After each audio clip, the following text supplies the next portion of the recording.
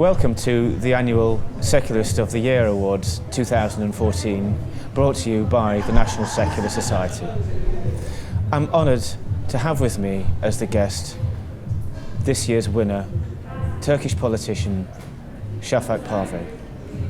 Safak, welcome and congratulations. I'd just like to really start with asking about the situation in Turkey and really what concerns you most about the direction Turkey is heading in at the moment. The direction my country, Turkey, is heading is quite worrisome, mainly about the social freedoms that is being clipped away under the religious guidance, actually.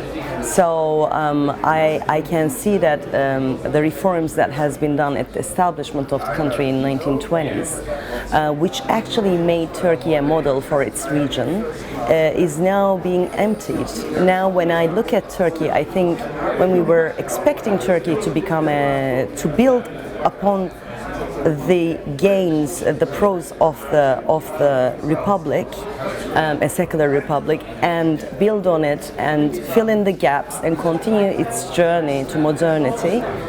While we were hoping this, we actually are now seeing a Turkey that is actually taking North Korea or other very closed, introverted, closed societies in the region. So whereas we are wishing that our roadmap to Europe remains as a guide for us. Right, well, to what extent are liberties in decline in Turkey? Can you give us some examples? Well, one of my biggest concerns is that we don't have a secular education system anymore in Turkey. Right now, girls and boys are separated in school classrooms, as well as university students are separated by gender in campuses. So, and when it comes to 90,000 mosques, they are working almost at the service of the political power, doing propaganda even for the local elections that we are going to see this weekend. These are all worrisome developments, as well as the clipping away of the social freedoms. What do I mean by social freedoms, for instance, which are very precious, but we don't understand they exist until we lose them. Say the blanket bans on internet recently, that takes away the right and freedoms of people to communicate freely with each other, including the opposition. Any opponent to the government's opinions are supposed to use these channels of communication tools through social media, but now it is all taken away with the ban on Twitter, with the ban on YouTube. That is against any human rights standards, international-wise speaking. Also, it gives us no space as opposition parties, political parties as well, to communicate with our electorate, to disseminate our message in my country, where all the international reports are indicating there are more journalists jailed than China and Iran. Really? So freedom of expression is in peril, and it's a very grave concern, unfortunately. Can you tell me, what are the challenges now for secularists in Turkey? Well, our main guidance is to keep a secular system that actually embraces everyone to coexist, to exist together, embracing everyone's rights, any religious groups, any individual's rights, believer or non-believer, to exist together peacefully and be equal before the law, is actually international human rights standards. The conventions, European Human Rights Conventions, United Nations Human Rights Conventions, are our main guide in this journey. So we are reminding those conventions that Turkey is a party of and has to remain in the path of keeping and protecting rights and freedoms at an international level. Unfortunately, there has been, with the hope of Turkey being a model for the region, there has been a regional human rights standard applied to Turkey for a long time that gave this government further space to justify their violations of human rights, which was not right. It is an approach of an old system, such as Bon pour l'Orient, good enough for the Orient, good enough for the East, but it is not good enough for us. We want, as much as any other individual in the world, to reach a higher ceiling of freedoms and rights, and not to be close to a region where Turkey may be taking other fundamentalist models as a model to itself. In your opinion, will the secularist ideal revive, or will the process of Islamification continue? It is the question of the century you are asking me right now.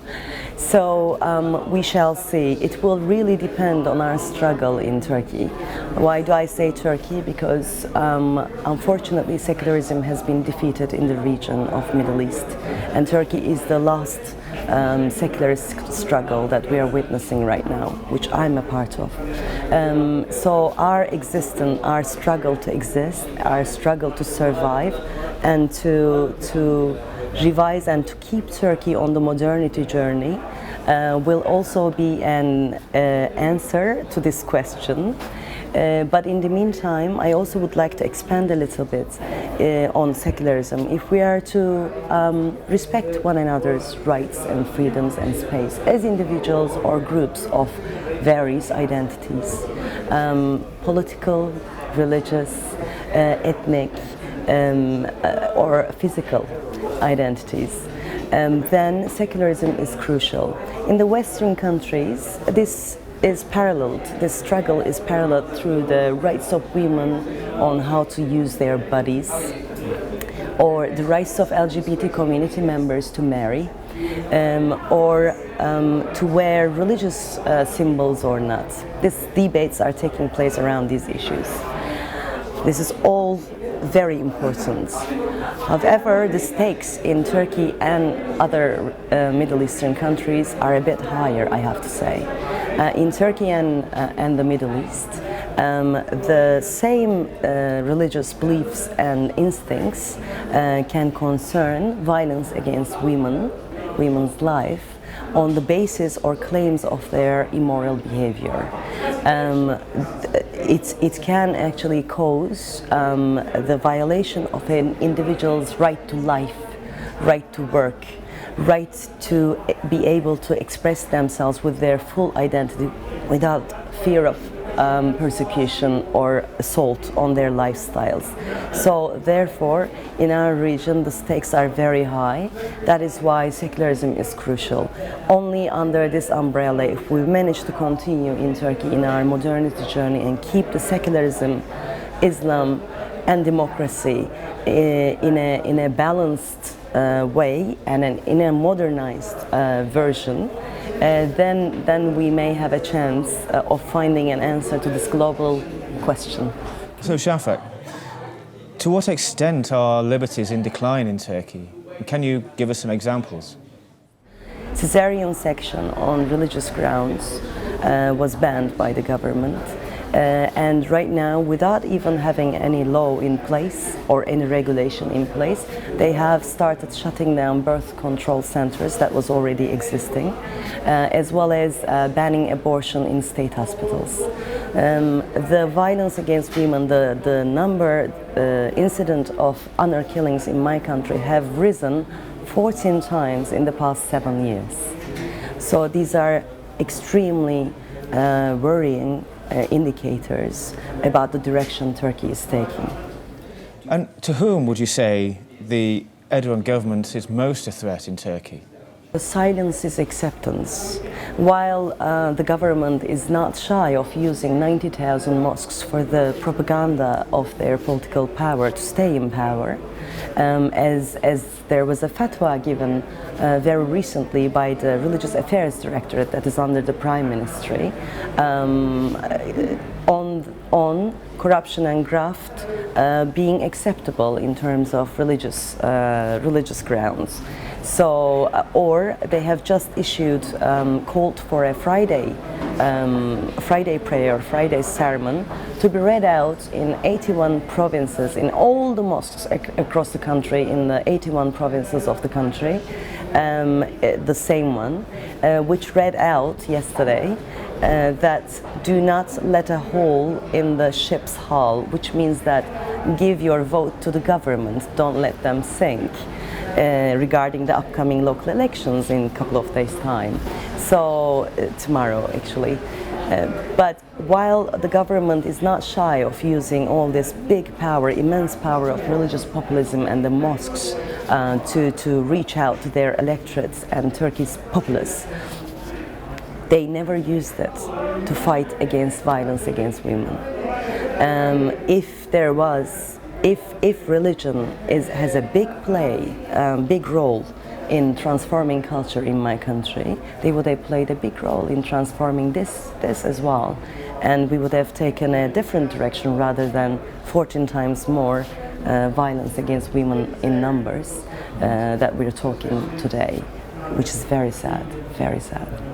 So nothing about this is sincere to me. Yes. We are at the same. There are two-faced policies that are being applied, while we are continuing, which we sincerely support. To what extent does a woman need courage in Turkish politics? Well, intimidation is certainly the dark propaganda and intimidation and police brutality against peaceful protesters, as we have seen in Gezi Park protests very clearly. That is a tool that government is using without any hesitation. And they became almost professional in terms of suppressing any kind of opposition opinion.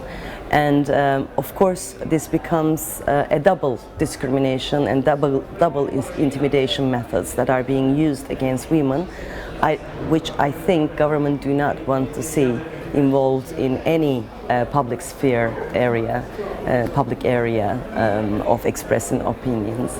But this is also a question. It was very interesting, I think, and it gives a clue to all of us that 62% of Gezi Park protesters, which has spread across the country to 79 provinces of Turkey, were women.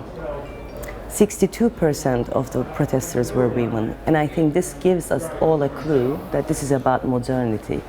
For the first time, woman in red, Jada, who has stood against the poisonous gas of the police brutality, has become a model in the Middle East as a modern woman. So these are important symbols. While government is claiming that they have the full majoritarian support for their acts, authoritarian acts, and they just justify it only by the ballot box, but by not international standards. They keep calling us to the ballot box, and then they say, you see who is right. Yeah. They try to justify their human rights violations by showing how much populist power that they get. However, at the same time, the remainder 50% of the country is still very much hoping to see Turkey continue its modern journey, and we are representing a segment of it as a main opposition party, where there are others also trying to keep up with the struggle. So our struggle will really determine the outcome of this cultural clash that we are having between modernity and tradition, which is a long struggle in our region. But if the outcome of this struggle to exist for us as the last seculars of the Middle East will also determine the consequences much more than Western policymakers suspect. And why does the situation in Turkey matter so much to the outside world? I think so. I think this will affect, there is a big question mark whether we will be able to reconcile freedoms and tradition. This is the main question before us. And I can't think of any other country in the region but Turkey having the high probability of finding an answer to this. And since this is a global question, of course the consequences will impact on every one of us in the world. We are not separated in this issue. We have human connections. Safak Pavey, thank you for your time and congratulations. Of course, I'm greatly honored for having been considered for this award for secularism, and it also means a lot for those people in Turkey who are in the same struggle with us. It strengthens our struggle, and it also made me feel that we are not alone. So thank you very much. With pleasure.